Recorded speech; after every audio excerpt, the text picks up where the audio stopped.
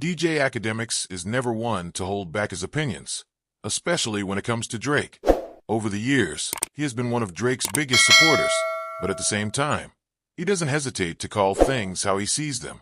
And now, despite the hype surrounding Drake and PartyNextDoor's joint album, Akademiks has confirmed what some people suspected, but weren't ready to admit: the album flopped.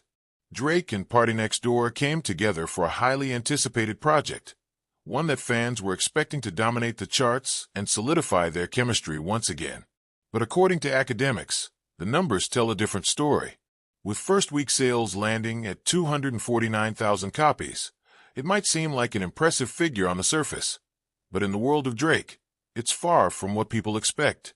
For an artist who has regularly pushed 500K, 600K, or even close to 1 million in first-week numbers, seeing an album barely scrape 250K is being viewed as a massive underperformance. The fact that Akademiks is the one saying this makes the situation even more interesting. He's been one of Drake's loudest online defenders, always quick to shut down critics who try to downplay Drake's dominance. But even he couldn't ignore the reality this time. Drake, the biggest artist of the last decade, just dropped an album that didn't move the way it was supposed to. But why? There are several reasons why this project didn't hit the numbers people expected. First, this wasn't a traditional Drake solo album. It was a collaboration with PartyNextDoor, an artist who, while talented, doesn't have the same commercial pull as someone like Future, Travis Scott, or Lil Baby. While PartyNextDoor has a dedicated fan base, his name alone isn't enough to drive massive first-week numbers. Then there's the issue of industry support, or lack thereof. Universal Music Group didn't seem to prioritize this album in their marketing strategies. Spotify and Apple Music, platforms that usually flood their front pages with Drake's releases, didn't push this project the same way they have for his past albums. Some fans even speculated that there was a quiet effort to minimize Drake's impact, possibly due to his ongoing issues with the industry. But even with all these factors, the big question remains: is 249K really a flop?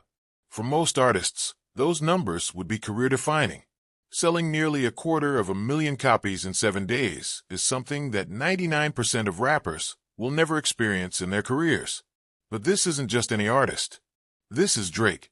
And for someone who has set the standard for massive first-week numbers, anything less than 500,000 feels like a disappointment. Akademiks made it clear that the streets, the industry, and the fans are all paying close attention to what's happening with Drake right now. Some are arguing that his numbers dropped because he's been blackballed by streaming services and major labels. Others believe that the music itself wasn't strong enough to generate the same level of excitement as his past releases. And then there are the ones who think this is the beginning of the end. For years, there has been a debate about when Drake's run would slow down. He's been dominant for over a decade, something that very few artists in history have accomplished. But time eventually catches up to everyone.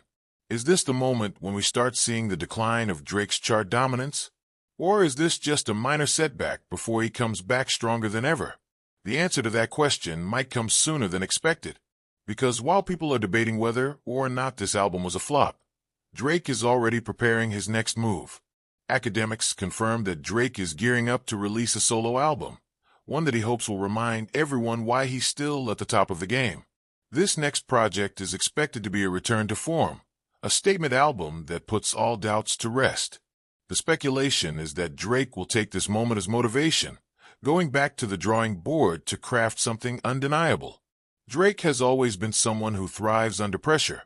Whenever people count him out, he comes back stronger. Whether it was the ghostwriting accusations, the beef with Pusha T, or even the rise of new artists trying to take his spot, Drake has always found a way to remind the world why he's one of the greatest of all time. This next album might be his biggest challenge yet. If he comes back and delivers a classic, the conversation about his fall-off will disappear instantly. But if his solo album struggles to move the same numbers, if the excitement around his music continues to drop, then the conversation about his dominance might start shifting in a way that even his biggest supporters can't defend. Akademiks has been watching this all play out, and if he's calling this a flop, it means that he's seeing something that others might not be ready to accept. The next few months are going to be crucial for Drake. How he responds to this moment will determine whether this was just a bump in the road or the first real sign of decline. One thing's for sure, the pressure is on. And with Drake being the competitor that he is, it's almost guaranteed that he's going to come back with something to prove. The world is watching, the industry is watching, and most importantly, his fans are waiting.